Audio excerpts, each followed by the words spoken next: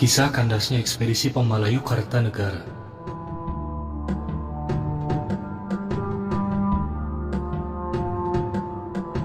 Arya Wiraraja, seorang pakar yang disia-siakan.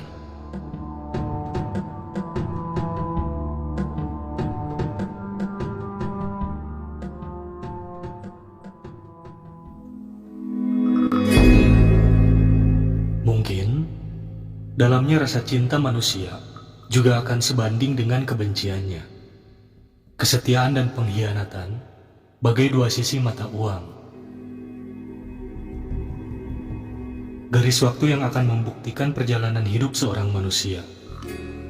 Bagai rembulan, setiap manusia memiliki sisi gelap sekaligus sisi terang, tergantung dari sisi yang mana kita memandangnya.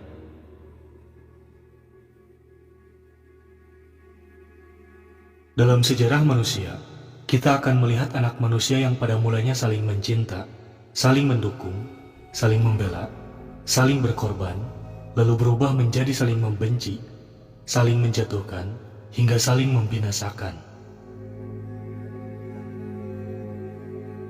Benar kiranya kata pepatah, cinta manusia tak ada yang abadi. Pagi mengatakan cinta, malam mengatakan benci. Hati manusia bagaikan air, mendidih jika dipanaskan, dan membeku bagaikan es jika didinginkan.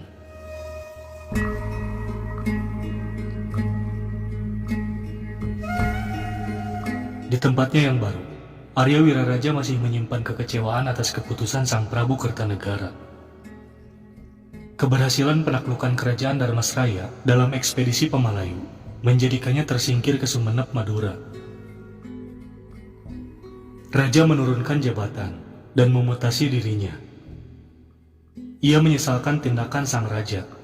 Untuk apa ada penasehat jika yang diinginkan raja hanya sebuah pembenaran semata? Meskipun Kartanegara adalah keturunan Wangsa Rajasa, ia justru kurang menyukai peran orang-orang Wangsa Rajasa yang banyak mencampuri kebijakannya. Ketidaksukaannya itu diwujudkan dalam bentuk penurunan dan pemindahan posisi, seperti pendeta Santasmerti dari pendeta kerajaan menyingkir ke pegunungan. Patih Empu Raganata dari patih ke jaksa. Arya Wiraraja dipindahkan hingga menjauh dari pusat kerajaan, menjadi adipati di Sumenep.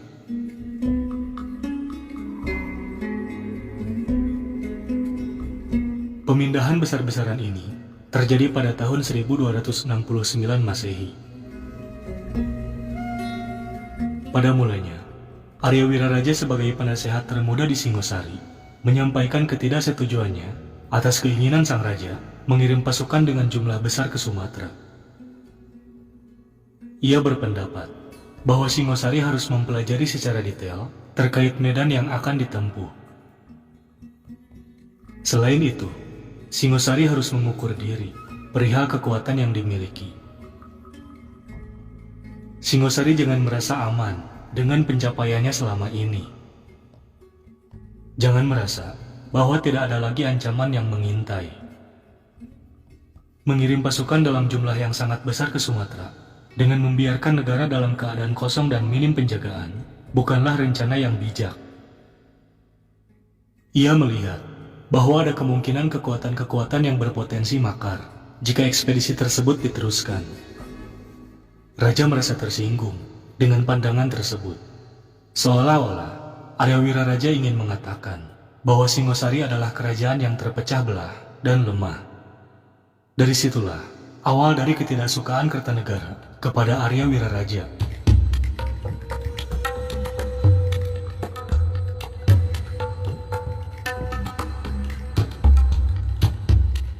Sebagai mantan penasehat muda yang cerdas dan gemilang, ia sangat paham situasi politik di Singosari. Rasa sakit hati mendorongnya untuk melakukan makar secara terselubung. Permainannya tidak terlihat, namun nyata, jelas menusuk jantung kekuasaan. Ia tidak menggunakan tangannya sendiri, namun menggunakan tangan orang lain dalam mewujudkan cita-citanya.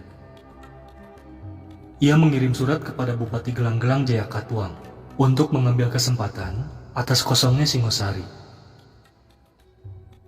Arya Wiraraja sangat paham bahwa Jayakatwang adalah kekuatan lain yang berpotensi membangkang. Jayakatwang adalah keturunan Wangsa Kediri yang tersisa. Sementara Wangsa Kediri dalam sejarah adalah wangsa yang ditaklukkan oleh nenek moyang Kertanegara, yakni Ken Arok. Jayakatwang mengikuti saran Arya Wiraraja. Semua telik sandi disebar untuk mengukur kekuatan, hingga jelas dan nampak kekuatan yang akan dihadapi kelak.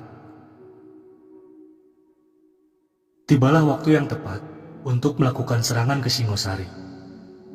Bagaikan air bah, gelang-gelang membumi hanguskan Singosari. Kertanegara tewas di tangannya. Siasat Arya Wiraraja berhasil. Hatinya merasa puas mendengar Singosari hancur berkeping-keping diserang Jayakatwang. Menantu Kertanegara, yakni Raden Wijaya, mengungsi ke Sumenep, Madura. Mereka berjalan berkilo-kilo menuju kediaman Adipati Arya Wiraraja. Sang Adipati mengatur siasat kembali dengan keturunan Wangsa Rajasa tersebut. Ia bersedia mendukung Raden Wijaya merebut Singosari dari tangan Jayakatwang. Dari sinilah, Arya Wiraraja sudah melepaskan diri dari mendukung Jayakatwang. Ia yang pada mulanya mendorong Jayakatwang memberontak, kini justru berbalik bersekutu melumpuhkan Jayakatwang. Entah setan apa yang menjadikan begitu cepatnya Arya Wiraraja berubah pikiran. Gerak-geriknya memang sulit dimengerti.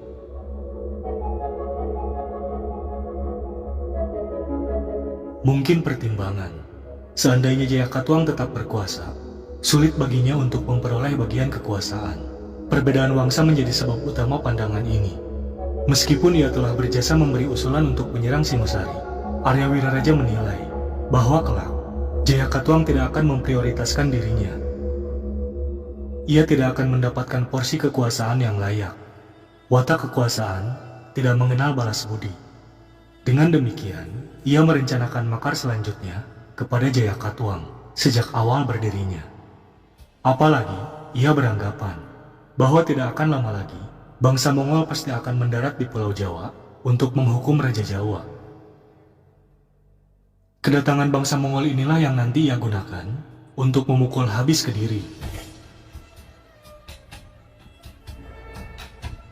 Atas usulannya, Raden Wijaya diminta untuk menyerahkan diri ke Kediri.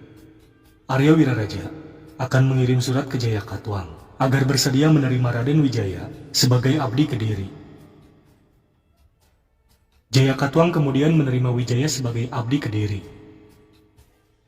Bahkan, sang raja memberikan tanggung jawab kepada Raden Wijaya untuk membangun tempat wisata perburuan di hutan Tarik.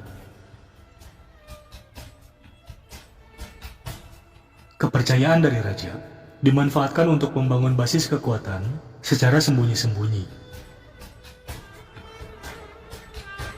Buah dari kesabarannya selama bertahun-tahun akhirnya memetik hasil. Hutan yang pada mulanya begitu sepi menjadi dinamis dan ramai. Ia membangun segala hal yang diperlukan, layaknya membangun sebuah negara yang kelak adalah Majapahit. Semuanya dibangun secara rahasia. Hingga pada saatnya, Telik Sandi Kediri melaporkan hal-hal yang mencurigakan kepada Jayakatwang. Namun sayang, Majapahit sudah cukup memiliki kekuatan untuk memberontak. Pasukannya telah terlatih untuk berperang. Di sisi lain, Arya Wiraraja membangun komunikasi dengan Kekaisaran Mongol. Kemampuan diplomasi dan pengalaman internasionalnya selama menjabat di Sumenep sangat membantu siasat ini. Terjalinlah kerjasama antara Mongolia dengan Majapahit. Ia akan memukul Kediri dengan memanfaatkan pasukan Mongolia. Mongol tidak tahu bahwa raja yang mereka maksud sebenarnya telah tewas di tangan Jayakatwang. Siasat Arya Wiraraja berhasil dengan mulus. Majapahit yang dibantu pasukan Mongol berhasil memukul habis Kediri. Tentara Mongol tidak sadar bahwa mereka sedang masuk skenario Arya Wiraraja. Mereka dengan sukaria merayakan dengan meminum arak dan tarian kemenangan. Majapahit menyediakan arak Jawa dalam jumlah besar. Pengaruh arak menjadikan tentara Mongol tak berdaya. Dalam keadaan lemah itulah, Majapahit dengan segenap kekuatannya menyerbu tentara Mongolia.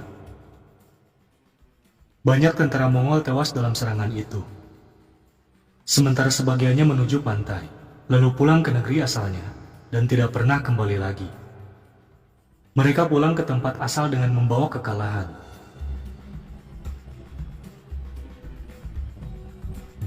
Singosari berakhir. Mongolia terusir. Siasat yang telah direncanakan bertahun-tahun dengan kesabaran akhirnya terwujud.